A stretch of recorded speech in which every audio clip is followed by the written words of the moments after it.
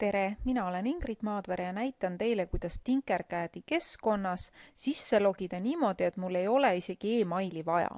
Et ma lähen aadressile tinkercad.com, valin siit login ja nüüd mul on vaja siis ainult õpetaja antud klassi koodi ja ma pean siis teadma ka oma kasutaja nime, et kas see on mulle siis antud seal kusagil paberi peal või õpetaja on kuhugi saatnud.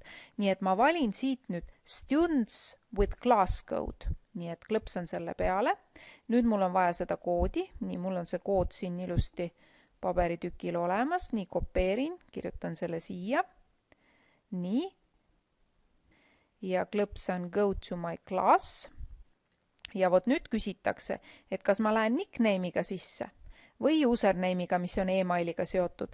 Mina lähen sisse nickname'iga, sest õpetaja tegi mulle ja ma tean, et ta ütles, et ta paneb minu eesnime, nii et ainult Ingrid, kirjutan siia that's me. Ja nüüd ma olengi siin Tinkercadi keskkonnas, et siin klassis, siin all ma näen, et ma olen 3.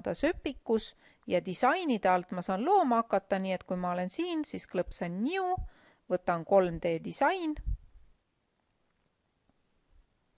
Mul luuakse kohe selline töölaud, siia saan siis lohistada kujundit tööle hakata, salvestamine on automaatne, kui tahan uuesti minna oma sinna esialgsele lehele, klõpsan siia Tinkercadi ikooni peale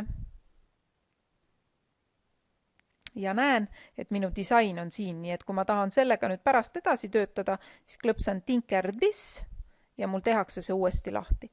Ja väljalogimine käib siis nii, et ma tulen siia oma selle ikooni peale ja vajutan log out ja mind logitakse välja. Nii et ei olegi vaja alati e-mailiga sees käia.